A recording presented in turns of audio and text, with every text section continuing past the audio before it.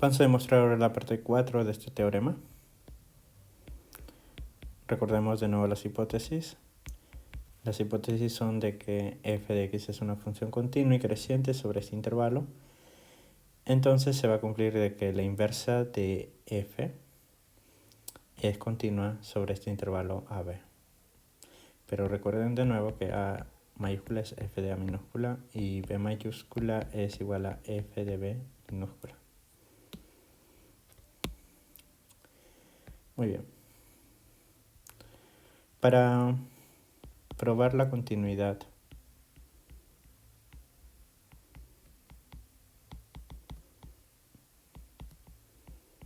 de f a la menos 1 de y, se tiene básicamente que cumplir tres casos. Primero, que f a la menos 1 de y es continua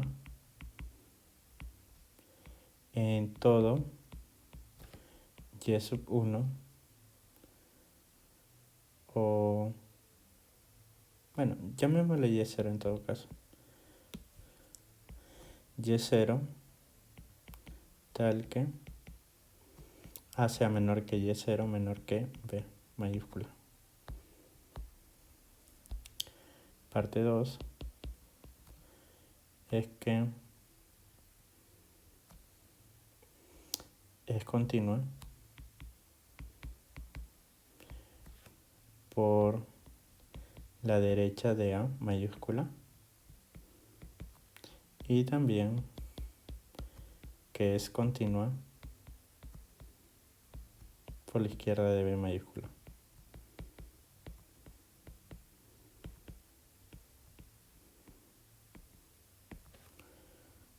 Ok. De hecho, hacer esta demostración en la parte I es similar a hacerlas también para la parte 2i y 3i. Así que estos quedarán para el lector. Así que, en efecto, parte I. Para probar la continuidad en un punto interior de ese intervalo, tendríamos que considerar lo siguiente. El límite, cuando y tiende a y sub 0, de f a la menos 1 de y, tiene que ser pues f a la menos 1 de y sub 0, para que sea continua en y sub 0. Obviamente, cuando y sub 0 pertenece al intervalo abierto AB, o mejor dicho que A es menor que y sub 0 menor que B. ¿De acuerdo? Es decir, podemos utilizar la definición de límite, dado un epsilon mayor que 0, se debe mostrar que existe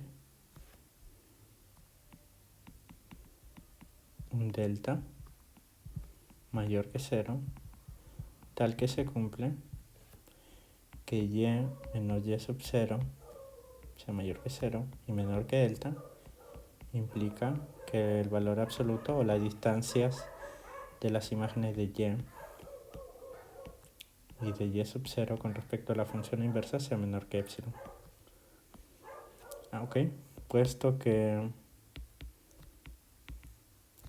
A minúscula es igual a f a la menos 1 de A mayúscula y esto es menor que f a la menos 1 de y sub 0 y esto es menor que B, que es precisamente f a la menos 1 de B mayúscula, se puede suponer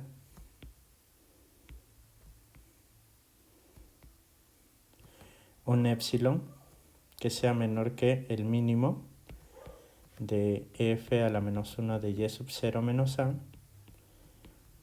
o B menos f a la menos 1 de y sub 0. De manera que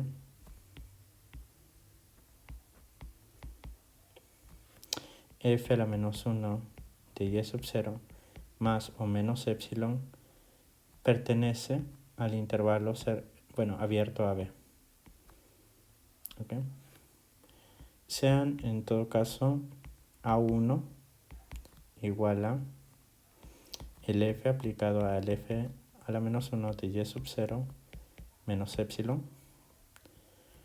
o f a la menos 1 de A1 igual a f a la menos 1 de y sub 0 menos epsilon. Y también que el b1 sea el f de f a la menos 1 de y0 más epsilon, o lo mismo decir f a la menos 1 de b1 es igual a f a la menos 1 de y0 más epsilon. Entonces, con ello, tenemos que f a la menos 1 de y0 menos epsilon es menor que f a la menos 1 de y0 y es menor que f a la menos 1 de y0 más epsilon. Como f es creciente, se tiene que A1 es menor que y sub 0 menor que B1. Así que podemos considerar sea delta el mínimo de estos valores, y0 menos A1 o B1 menos y0, y obviamente esto va a ser mayor que 0. Luego, A1 es menor o igual que y0 menos delta, y y0 más delta es menor o igual que B1. Finalmente, para todo y tal que se tiene que y menos y sub 0 es menor que delta, se tiene que A1 es menor o igual que y0 menos delta, menor que y, menor que y0 más delta y menor o igual que B1, o simplemente que A1 es menor que y, menor que B1. ¿Ok? Ahora, puesto que tenemos la parte 3 que nos dice de que la inversa es creciente en AB con estas mismas hipótesis, entonces se tiene, bueno, vamos a escribir f a la menos 1 de y es creciente. Entonces se tendría que f a la menos 1 de A1 es menor que f a la menos 1 de y menor que f a la menos 1 de B1. Que es lo mismo decir f a la menos 1 de y0 menos epsilon menor que f a la menos 1 de y menor que f a la menos 1 de y0 más epsilon. Es decir, esta desigualdad es el valor absoluto de f a la menos 1 de y menos f a la menos 1 de y0 menor que epsilon. ¿De acuerdo? Esta expresión y esta expresión son equivalentes. Con lo cual